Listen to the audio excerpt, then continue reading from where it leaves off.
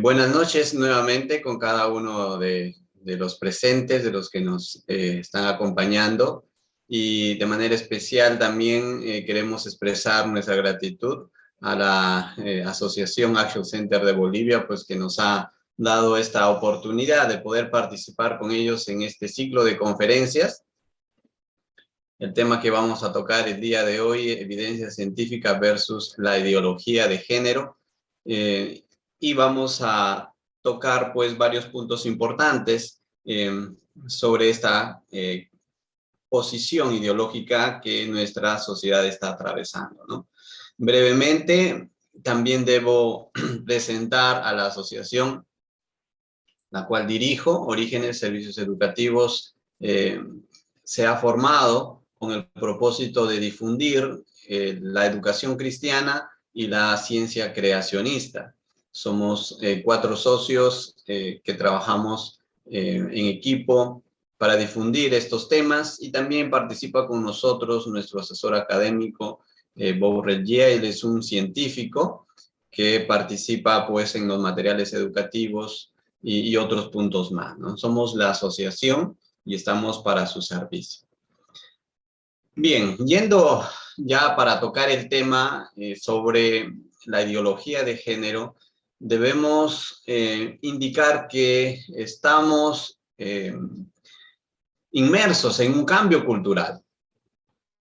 Un cambio cultural que ha tenido en los últimos 60 años un impacto grande en la sociedad. Es bueno indicar que por el año 60 la sociedad tenía principios o cultivaba principios bíblicos y se consideraba pues una sociedad, una cultura conservadora. Pero de un tiempo hasta la fecha, prácticas que para ese tiempo eran consideradas incorrectas, que no eran aceptadas por la sociedad, han ido a un extremo de aceptarse libremente, y a las personas que aún mantienen esa posición conservadora, ahora se les coloca una etiqueta, incluso de la homofobia. Entonces, es necesario indicar ese cambio cultural en el que estamos inmersos todos.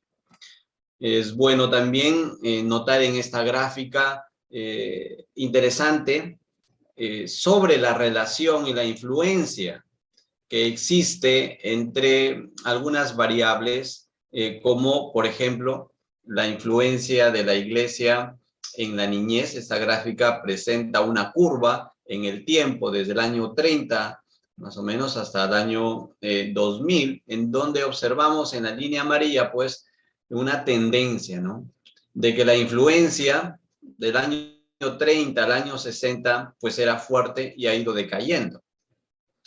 Y en relación a este dato interesante también tenemos la otra variable, suicidio de la juventud masculina y el crimen contra la propiedad. Mientras teníamos una influencia grande o presencia de la niñez en la iglesia por los años 30 al 60, los crímenes o los problemas sociales eran bajos, ¿no? Tenían una tasa baja, pero a medida que pasa el tiempo se van incrementando.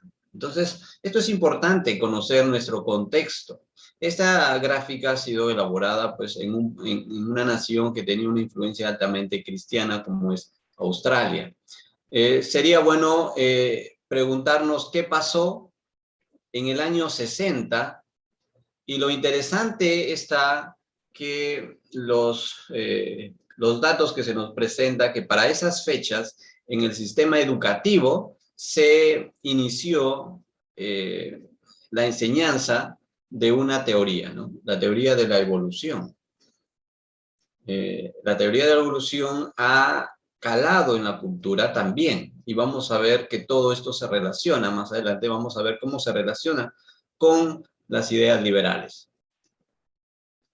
Entonces tenemos aquí una gráfica que también podemos observar el incremento en el tiempo de los casos de inmoralidad sexual y también vemos una tendencia de la influencia del cristianismo, ¿no?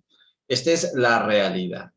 El tema de la inmoralidad sexual se ha incrementado con los medios tecnológicos disponibles ahora y la velocidad con la cual se propagan todo tipo de mensajes y prácticas, pues es exponencial, ¿no? Pero ahí tenemos la tendencia. Otro punto que también debemos indicar que la ideología de género que vamos a ir tocando ha calado en diferentes áreas de la sociedad, ¿no? En el área política, en el área de las leyes, en el área educativa, y allí es donde se está librando una fuerte batalla. Hay una tendencia, es como una ola que está cubriendo todos los países, en este caso toca a nosotros en América Latina. Y la batalla se está dando en las aulas de clase, con el adoctrinamiento ideológico. Bueno, esto es una realidad que debemos tener en cuenta. Al punto, esta realidad al punto que es el blanco son los niños, ¿no? Y esta es una expresión cultural del cambio cultural, ¿no? Donde observamos que se presenta como atractivo una práctica y tenemos como objetivo pues el tema de los niños, los jóvenes, los más vulnerables. Entonces aquí tenemos, por ejemplo, una fotografía del desfile gay del orgullo, del Día del Orgullo Gay, ¿no? Entonces esto es lo que observamos pues en los medios, ¿no? Bien, yendo ya un poco al tema de la ideología de género, tenemos aquí una definición sobre el punto de este término, el concepto de ideología. Y son ideas fundamentales que caracterizan pues al pensamiento de una persona, un grupo colectivo, en un tiempo determinado. También puede ser un movimiento cultural, religioso o político.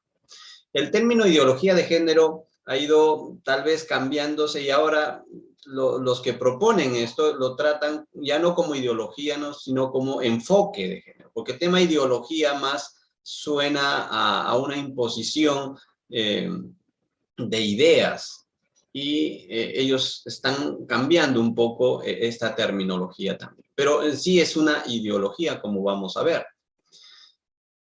Esta ideología trata de separar, ¿no? Separar lo biológico con lo social, según ellos, ¿no?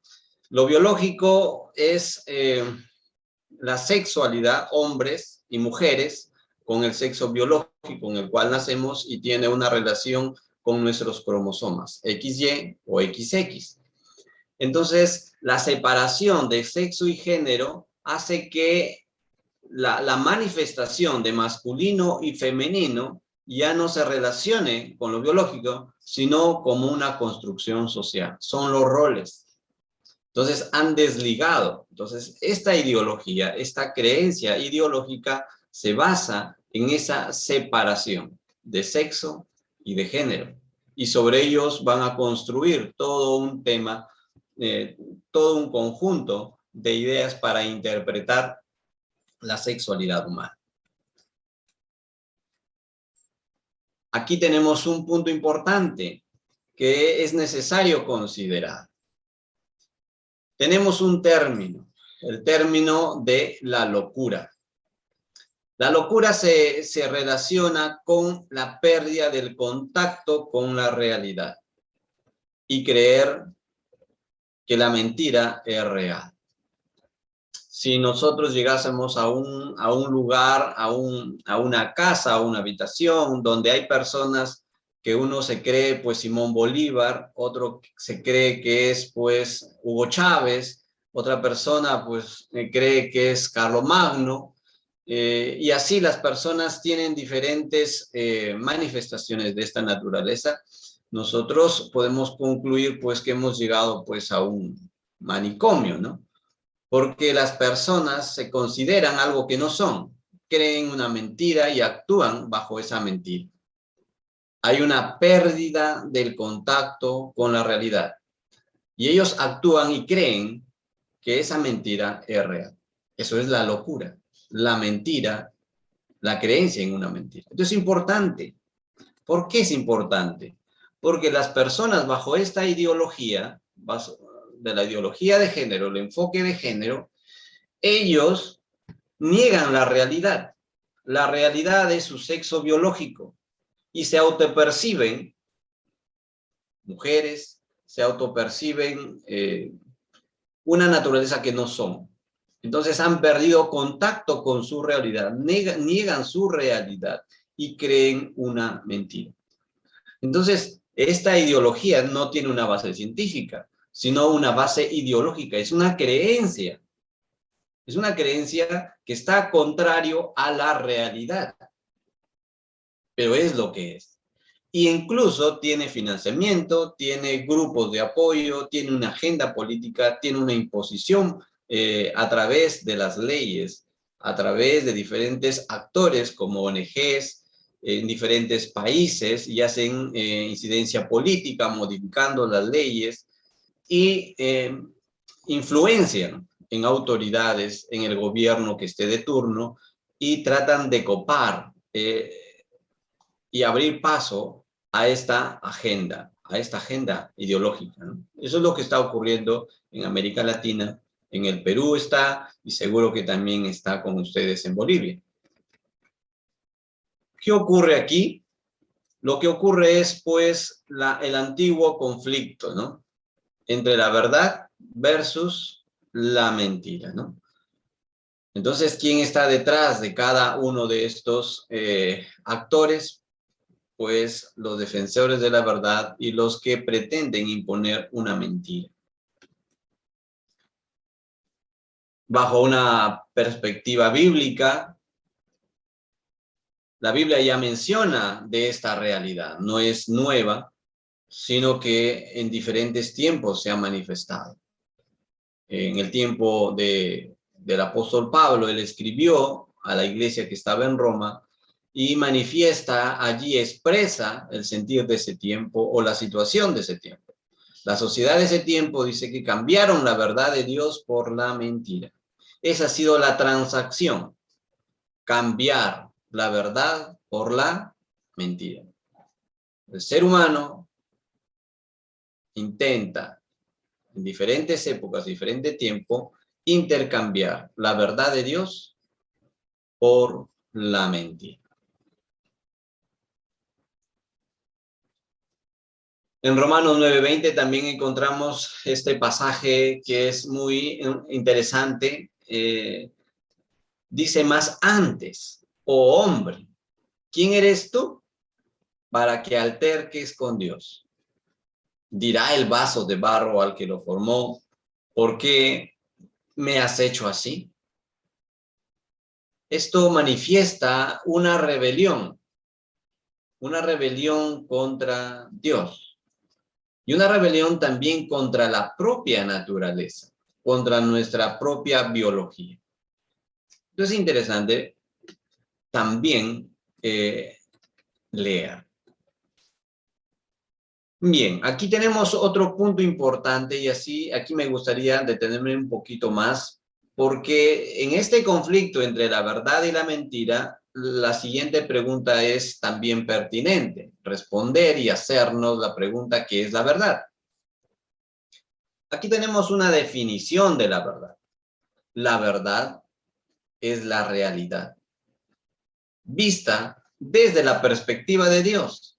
Esto es importante, porque el hombre siempre busca la verdad de diferentes formas, los teólogos, los científicos, y sobre esta realidad de la homosexualidad, sobre esta realidad de la ideología de género y todas estas ideas que se proponen y muchas personas aceptan y creen, entre el conjunto de todo lo que se dice, tenemos que escoger qué es verdad. ¿Qué es verdadero? Muchas voces se van a levantar y se levantan sobre este asunto y es abordado desde el púlpito, es abordado desde la ciencia, es abordado desde las leyes. Diferentes personas opinan sobre este asunto de la ideología de género, de la sexualidad humana, de la homosexualidad. Nosotros, como ellos, tratamos de encontrar qué es verdad. La verdad, entonces, la realidad, vista desde la perspectiva de Dios. Como ejemplo solamente, no sé si alguien me puede ayudar o hacer una pregunta. Por ejemplo, ¿cuántos participantes estamos en esta sala de Zoom? 25 personas, ingeniero. ¿Es verdad? ¿Cómo están? Buenas noches. ¿Cómo sabemos que hay 25 personas aquí? ¿Es verdadera esa afirmación o es mentira? Es verdadera, hay una evidencia que usted puede constatar donde se registran las 25 personas. La verdad es la realidad. Tenemos que constatar la realidad, ver la realidad. Y en la realidad, pues sí, en esta sala hay 25 personas y podríamos contar uno por uno, nombre por nombre. Entonces, miren, la verdad es la realidad. Pero no toda la realidad lo podemos observar. El método científico definido como lo tenemos aborda el tema de estudio de la realidad, pero una realidad empírica, una realidad que podamos experimentar, tocar. El método científico ha sido circunscrito a ese ámbito, al ámbito de la realidad objetiva. Entonces, eso parte de una cosmovisión materialista. Entonces, el método científico, tal como lo conocemos, aborda la realidad, pero desde una perspectiva, desde el ámbito físico. Entonces, pero estamos limitados. Necesitamos un observador independiente que vaya más allá de nuestros sentidos. Por eso es necesario que la realidad debe ser descrita desde la perspectiva de un observador independiente. En este caso, desde la perspectiva de Dios. Desde la perspectiva de Dios, al abordar el tema del género, el tema de la sexualidad, acerca del ser humano, su comportamiento, su conducta, su desarrollo, la perspectiva de Dios, cuando observemos la realidad humana, tenemos que considerar que en el tiempo en el que vivimos, el pecado ha afectado al hombre y a la mujer, afecta al ser humano, nos afecta en todas las áreas, el área física, el área espiritual, nuestro intelecto, nuestras relaciones sociales. Entonces, y allí está inmiscuido también, o está dentro de este conjunto de influencias, pues, el entorno de las ideologías, en este caso la ideología de género. Avanzando un poco más, el tema de la sexualidad, el tema de la homosexualidad, el tema de la ideología de género, también tiene su campo de influencia, digamos, dentro del área científica. Y aquí queríamos también revisar un poco más este tema. En el campo científico, el ser humano ha tratado de encontrar alguna evidencia que hay una relación entre la conducta homosexual y que tenga una relación con alguna característica biológica. El ser humano trata de responder o de hallar una base genética, una base biológica para la homosexualidad. ¿Existirá esa base genética biológica para la homosexualidad? ¿Por qué es importante responder esta pregunta? Porque si existe una base genética, entonces vamos a concluir que la homosexualidad tiene un factor genético, un factor biológico, una causa genética y biológica. Entonces es natural. Y si es natural, la tenemos que aceptar como natural. Y si es natural, no lo debemos cambiar.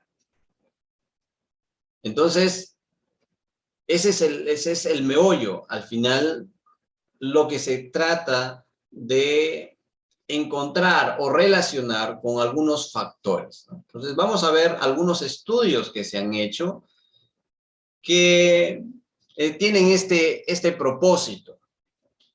Estos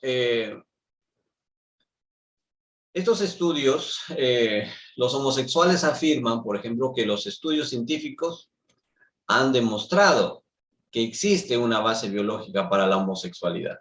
O sea, es algo predeterminado, no por un gusto, no por un deseo, sino es algo que ya está determinado con una base física biológica. Los activistas de los derechos de los homosexuales citan 3 estudios principales en apoyo de su argumento. La investigación del cromosoma X de Hammer, el estudio de Levy sobre el hipotálamo y el estudio de Bailey y Pilar sobre gemelos idénticos que eran homosexuales. Vamos a revisar algunos de estos y algunos adicionales también, para ver cuáles son las conclusiones y verificar pues con los datos si es que podemos concluir que hay una relación biológica para la homosexualidad, porque bajo esto la ideología de género se va a ir fortaleciendo y construyendo. Aquí tenemos algunos de los investigadores. Estos 5 investigadores son los más representativos, pero hay más, ¿no? Hay más. Los principales son Dean Hammer, Simone Levy, los más conocidos, ¿no? Por ejemplo, tenemos aquí la investigación de este investigador, Dean Hammer. Él trataba de encontrar una relación biológica estudiando el cromosoma X, específicamente en un gen, el XQ28. Y él trataba de vincularlo con la homosexualidad. Trataba de encontrar que su presencia estaba en varios de los personas de su estudio que tenían un comportamiento homosexual. Entonces, él hizo ese estudio y encontró que ciertas variaciones en esta región se asociaron con el comportamiento homosexual en parejas de hermanos. Y él encuentra un valor de correlación del 83%. Él toma una muestra pequeña de 40 familias y no hispanos son las personas de su estudio, 92% eran caucásicos. Eran voluntarios en respuesta a sus anuncios, fueron voluntarios. 2 puntos aquí es que este estudio más adelante trató de ser replicado, se replicó. Y otros investigadores encuentran que no había tal vínculo, tal relación. Valores de 55, de 9.2, entonces no pudieron ser corroborados. Pero aún se citan como un hecho los que quieren proponer este tema de la ideología de género, ¿no? Otro investigador, Simón, busca una diferencia en la estructura del hipotálamo entre hombres heterosexuales y homosexuales. El hipotálamo es una parte del cerebro, entonces él encuentra que hombres y mujeres tienen una variación en el tamaño. El hipotálamo, entonces, es una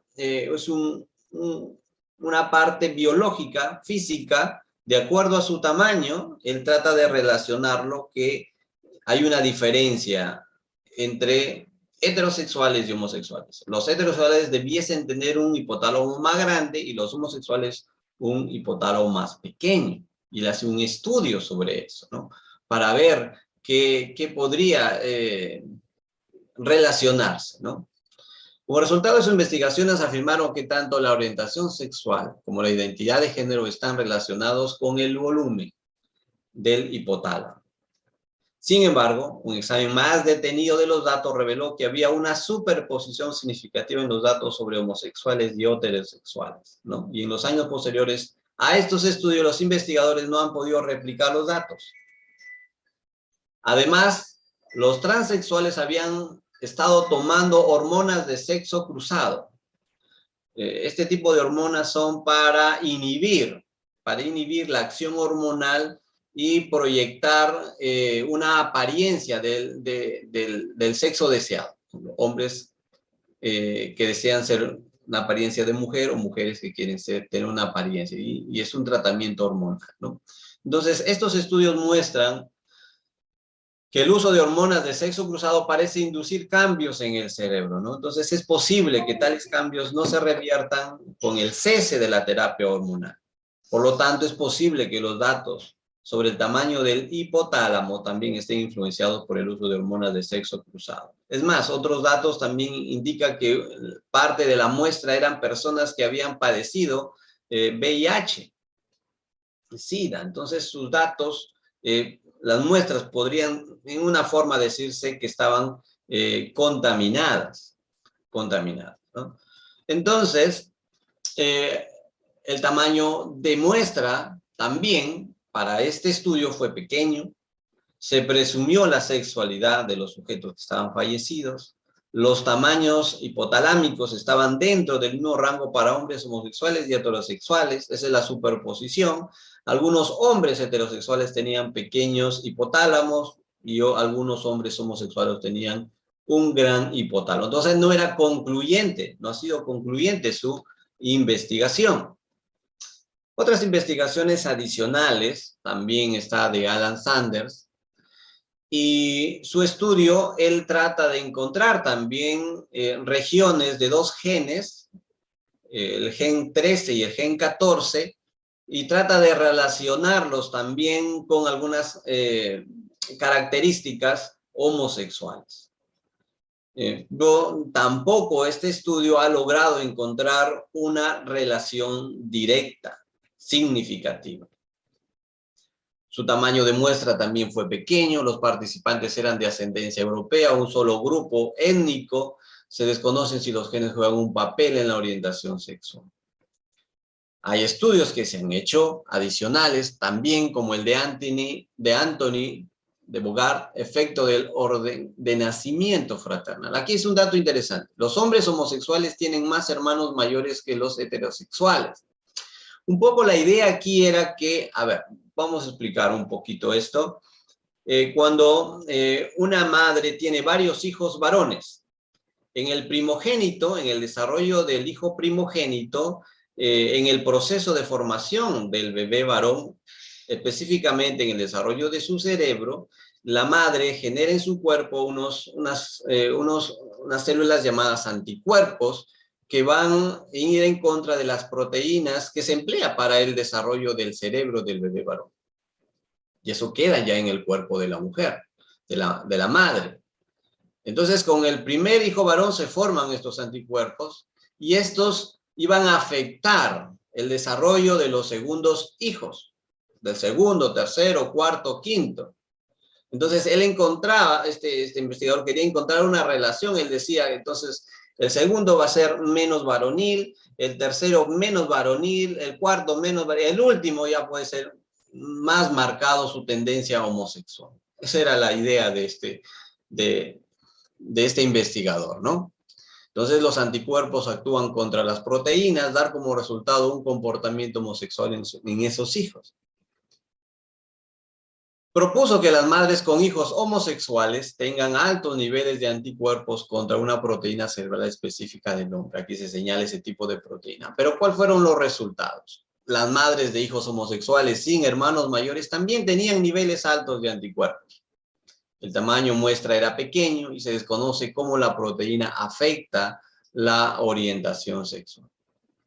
Bien, hasta aquí, por ejemplo, podemos, tomando nota, algunas conclusiones. La base científica de una base biológica para la orientación sexual sigue siendo débil.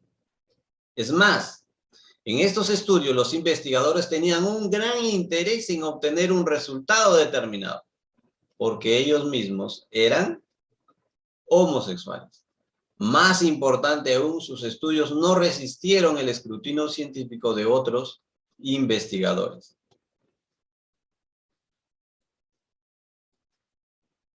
En el tema del estudio mismo, en el modelo del estudio, tenemos aquí algunas deficiencias, 3 se mencionan. Tienen una pequeña muestra, el grupo de control es inadecuado, no es representativo, por lo general representan un solo grupo étnico, ¿no? Entonces no podemos, a partir de algo tan pequeño, llevar a una conclusión tan amplia, tan general. ¿Sí? Muestras de familias, 41 familias, es poco significativo, ¿no? No podemos extrapolar y llegar a conclusiones adecuadas. Entonces, vemos allí pues las deficiencias y las limitaciones en estos estudios que tratan de encontrar una base biológica para la homosexualidad. No la hay, no la hay. No hay evidencia confiable hasta la fecha de que el comportamiento homosexual esté determinado por los genes de una persona. Entonces, la ciencia empírica no ha podido corroborar esta relación de algo biológico con la homosexualidad. Entonces, la homosexualidad la vamos a circunscribir no a una parte biológica, porque no hay evidencia que soporte eso, sino más a una conducta humana de un deseo particular en el tema de la sexualidad. Entonces, debemos hacer una evaluación de una perspectiva diferente. Aquí yo debo explicar lo siguiente. Miren, tenemos bajo la perspectiva bíblica, nosotros tenemos a un Dios creador que Él se ha revelado al ser humano de una manera natural y de una manera especial. Desde la manera natural lo vemos a través de las cosas que Él ha creado. Nosotros somos su creación, nosotros somos sus criaturas. También se ha revelado de manera especial a través de la Biblia. La teoría de género moderna, identidad de género, expresión de género, travestismo, etcétera, y toda la terminología que tenemos, son términos que tenemos que entender y responder desde un punto de vista bíblico. Tenemos entonces aquí la evaluación desde una perspectiva diferente. Y vamos a ver que esta perspectiva coincide con la realidad. No solamente es algo religioso, porque muchas veces se nos coloca como una etiqueta religiosa, sino que nuestras posturas coinciden con la realidad. El abordaje que vamos a hacer al tema, vamos a hacerlo desde la perspectiva bíblica y va a coincidir con la realidad. Entonces, si coincide con la realidad, entonces es verdad.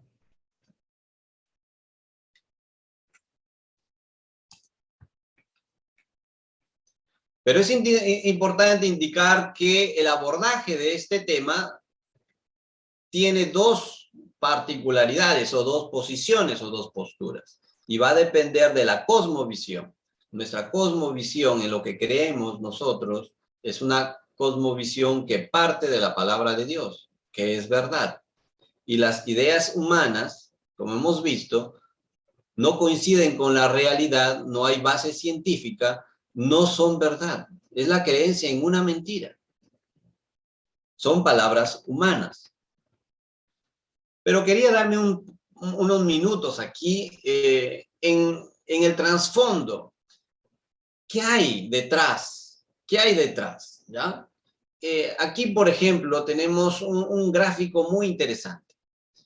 Tenemos como la parte visible el cambio cultural de nuestra sociedad.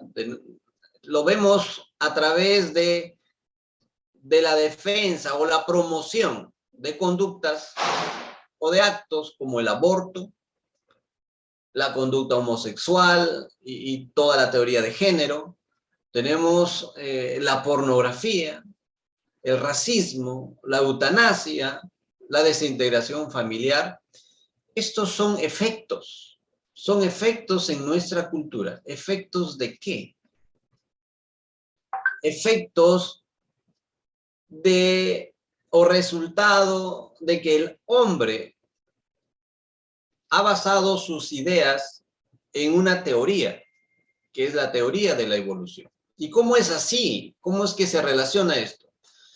Si un ser humano parte de la idea de que no hay Dios, parte de las ideas de que la Biblia es un libro, una obra literaria que no tiene valor relevante para su vida, no es la palabra de Dios, entonces va a creer en otras ideas y pensamientos, como es esta teoría, ¿no? La teoría de la evolución. En los 200 años, esta teoría ha cobrado una influencia muy grande. Se enseña como una verdad probada. Lo que nos dice es que no hay Dios, la Biblia no es la palabra de Dios. Entonces, no hay verdad absoluta, no hay a quien rendir cuentas, no hay Dios, no tenemos la base moral para vivir y cada ser humano impone su idea, su creencia y su conducta moral. Esa es la relación que existe y es la manifestación. Esta manifestación de todas estas conductas o prácticas es el resultado de haber dejado al Dios de la Biblia. Ahora, ellos no solamente tienen una agenda de promover esto o crean la base para la promoción de estas ideas, sino también son bastante activos en desacreditar ¿qué? La veracidad del libro de Génesis. A través de otras ideas van resquebrajando el edificio sobre el cual se sostiene el cristianismo. Y es la base que es la creación, un Dios creador. Si Dios no existe, cualquier cosa puede creer el hombre, ¿no? Y miren la posición del ser humano, ¿no? La posición del ser humano, existen reacciones adecuadas como esta, que sí es interesante actuar a este nivel de las consecuencias y de los efectos, que está bien, es una parte, pero solamente hacer eso estaría no adecuado, no sería adecuado. Hay personas que están totalmente ajenas, cristianos totalmente ajenos a esta realidad. Hay cristianos que han comprometido su fe con las ideas evolucionistas y son los que mismos están debilitando nuestros propios fundamentos o ante nosotros mismos pudiésemos estar con controversias. Esa es una realidad, ese es el problema.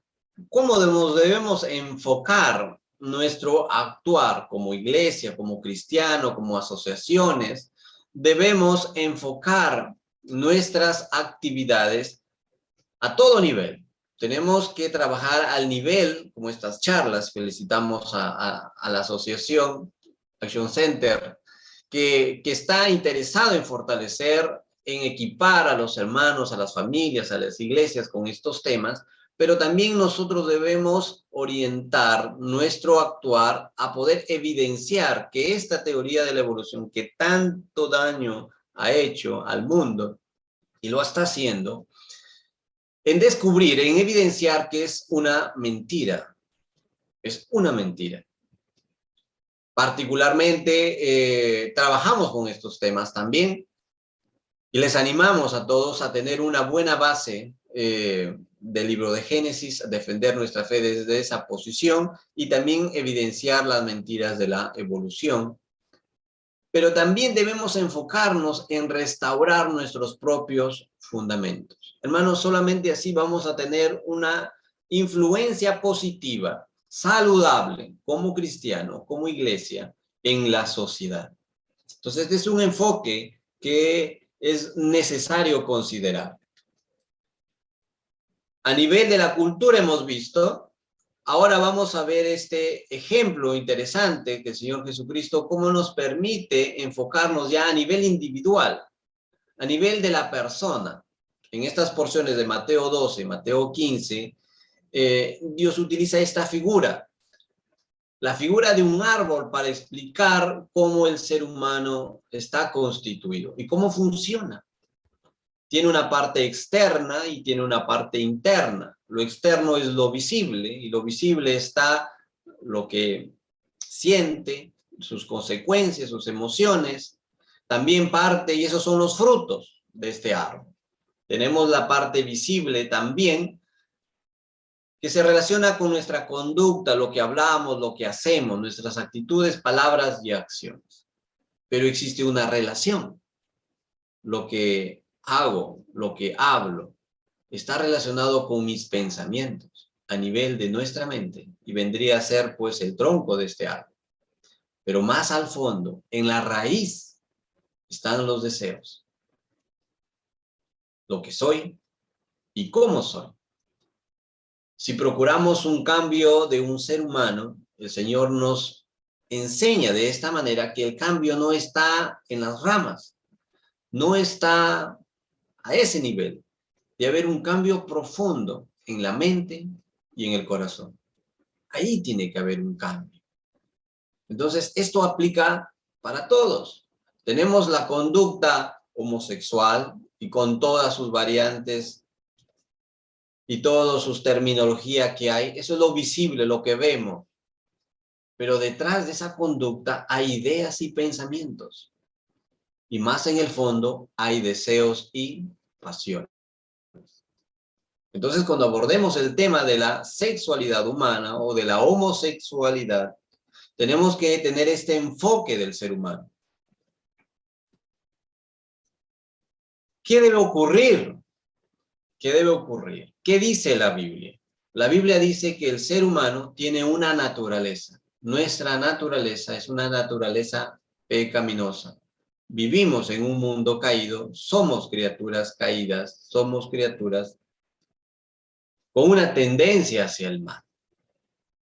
Un cambio permanente en el ser interior solamente lo puede hacer Dios a través del Espíritu Santo cuando recibe ese mensaje tremendo, ese mensaje poderoso que es el Evangelio. Como cristianos, somos portadores de ese mensaje y ese mensaje cambia no solamente la conducta homosexual, cambia todo tipo de conducta pecaminosa, el orgullo, la pereza, todo tipo de conducta. Entonces, Dios no solamente está interesado en algún tipo de personas con menos pecados, sino cualquier persona puede ser cambiado y puede ser transformado con el Evangelio. Entonces, hay esperanza de cambio para todo aquel que practica la homosexualidad, como también para cualquier persona que practica cualquier tipo de pecado. Y es posible ese cambio. El Evangelio tiene ese poder de cambiar para bien a las personas. Y cada uno de los que estamos aquí debemos ser testimonio viviente de ese cambio. De ese cambio. Es necesario, respondió Jesús y le dijo, de cierto te digo que el que no naciere de nuevo no puede ver el reino de Dios.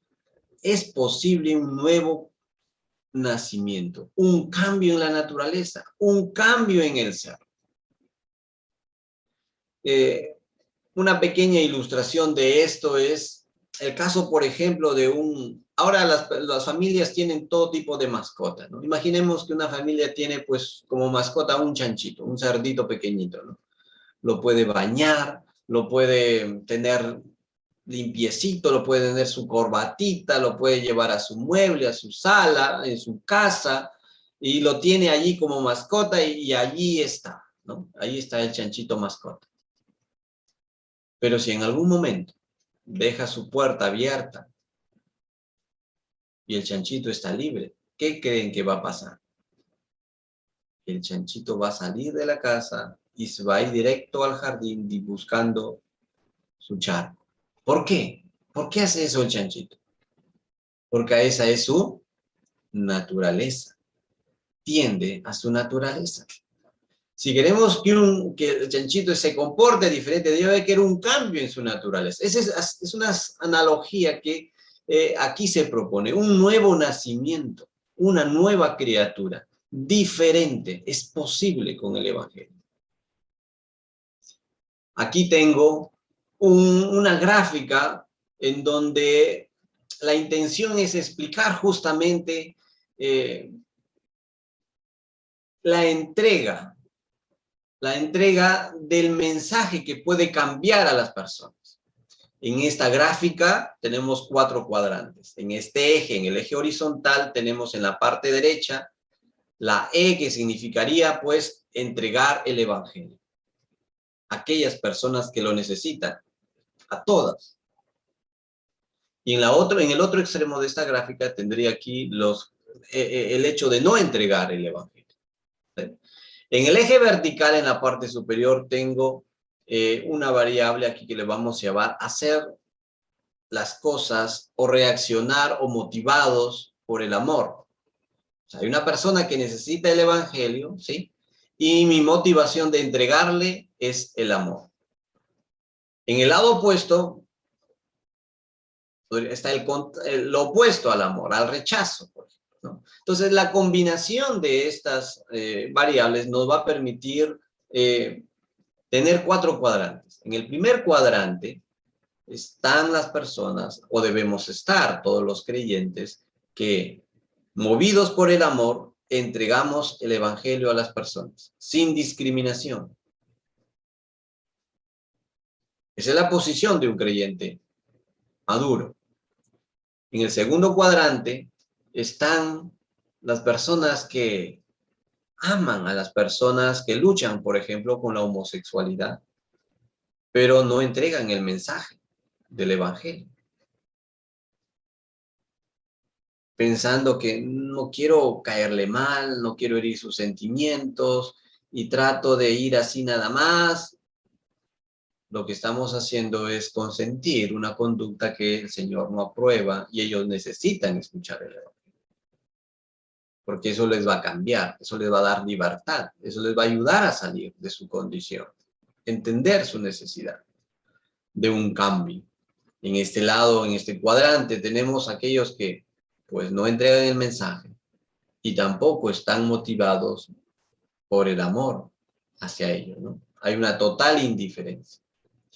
En este último cuadrante, en el cuarto cuadrante, están las personas que sí entregan el evangelio, pero lo hacen con una motivación equivocada.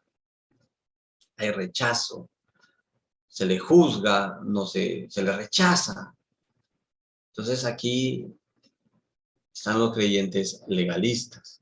Bueno, esa es una elaboración propia que para poder explicar la posición o las respuestas del creyente. Es bueno indicar que también la iglesia en conjunto reacciona frente a la homosexualidad. Hay varias reacciones. Por ejemplo, en un lado tenemos aquellos o aquellas iglesias que acompañan al cristiano, al creyente, que ya salió de ese estilo de vida, pero aún está luchando. Aún está luchando con ese deseo, con esas atracciones hacia el mismo sexo, ¿no? Porque eso no desaparece automáticamente. Entonces, ellas acompañan en ese proceso de cambio, de regeneración, a través de la enseñanza y el discipulado. Otras iglesias reaccionan relegando a los creyentes que luchan con la homosexualidad solamente a diezmar y ofrendar. Y otros reaccionan rechazándolos. Y ellos tienen que regresar nuevamente, como se llama, al closet. En otra reacción, tenemos aquellos ya que están cambiando a una posición liberal. Iglesias que aceptan la conducta gay, aceptan el matrimonio gay. Y incluso tratan de reinterpretar la Biblia para no rechazar y aceptar. Y en el extremo tenemos, pues, pastores e iglesias con Biblias que promueven la homosexualidad, ¿no? Existe también. Entonces, tenemos que entender y evaluar en qué posición estamos. Una gráfica más que combina aquí o tratamos de relacionar el interés y el conocimiento sobre el tema relacionado con la sexualidad humana, sobre la homosexualidad y toda esta ideología de género, ¿no? Tenemos el interés y la falta de interés por un lado en el eje en el eje horizontal. En el eje vertical tenemos los que tienen conocimiento y los que carecen de conocimiento. Si tenemos interés y sabemos cómo, estamos en la posición de ayudar a alguien. a salir de esas luchas o salir de esa condición. Si tenemos solo conocimiento, pero no tenemos interés de ayudar, nos colocamos en una posición de pereza espiritual. Y si no, y adolecemos de ambos, no tenemos ni interés, ni nos interesa conocer este tema, seremos pues indolentes, porque estas personas en el fondo sufren en esta etapa de la vida y aún van a sufrir más en la eternidad. Entonces no podemos ser indolentes. Y si solamente tenemos interés y con solamente las ganas queremos ayudar a alguien, nuestra ayuda va a ser inefectiva porque nos falta conocimiento. Entonces es necesario estudiar, es necesario conocer, es necesario asistir a charlas, conferencias, ayudar a otros también a que puedan participar. Les animamos entonces a todos a hacer el efecto multiplicador y estamos muy contentos por este evento y por los que puedan haber y los que muchas organizaciones también tratan de ayudar y poner herramientas útiles para abordar este tema, ¿no? A las iglesias y a cada hermano creyente. Entonces, el siguiente punto que queremos notar es el cómo ayudar. Es el cómo ayudar. La Biblia es completa. La Biblia es completa. Según Efesios 4, 22 y 24, nos da un modelo sencillo de 3 pasos simples. Dios en las soluciones a nuestros problemas o al problema humano no es complejo. La grandeza de Dios lo vemos en lo simple que pueden ser las soluciones. ¿Qué dice Efesios 4, 22 al 24? Voy a leerlo para citarlo conforme está escrito. A ver, ubico la cita aquí brevemente. Dice así esta cita. 4:22. En cuanto a la pasada manera de vivir, despojaos del viejo hombre, que está viciado conforme a los deseos engañosos, y renovaos en el espíritu de vuestra mente, y vestíos del nuevo hombre, creado según Dios en la justicia y santidad de la verdad. Hace referencia a 3 verbos. El verbo dentro de una oración indica la acción que tiene que hacer el sujeto. ¿Quién tiene que ejecutar la acción? Aquí es el hombre. ¿Y qué dice del hombre? En cuanto a la pasada manera de vivir, dice que debe despojarse. Debe despojarse. Despojarse del viejo hombre significa dejar las prácticas, las acciones que no son correctas. Debe despojarse. Segundo paso, dice que tiene que ocurrir algo más, no solamente en las acciones, sino en el interior del ser tiene que haber un cambio. Debe haber una renovación. ¿Y qué debe renovar? Renovar la mente. No va a haber un cambio externo si es que no va a haber una renovación en los pensamientos. Tenemos que quitar pensamientos y reemplazarlos por otros. Dicho de otra manera, tenemos que sacar las mentiras que cree y reemplazarlas por la verdad. Y luego tiene que actuar diferente, practicar la verdad. Entonces, este proceso se tiene que repetir de manera continua y toda persona que tiene luchas con la homosexualidad, creyentes que aún luchan con ello, este es el proceso que tienen que seguir. Y no solamente ellos. Para ellos es esta lucha, para otros será pues la mentira, para otros será el hurto, para otros será diferentes tipos de pecados. Pero este es el proceso que hay que seguir. En ese proceso de cambio, la batalla fundamentalmente se libra en la mente. En la mente. La mente es importante.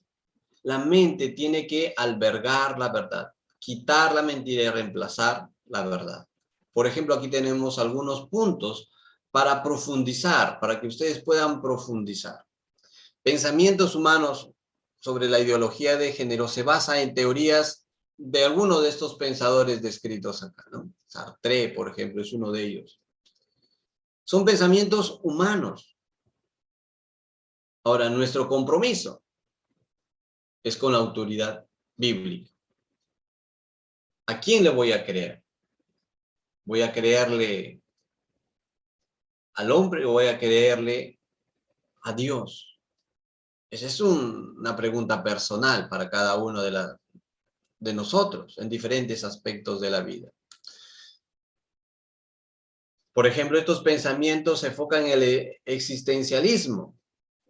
O sea, el ser humano nace como una tabla rasa, una tabla blanca, y es la sociedad quien lo corrompe. Es lo que dice el existencialismo.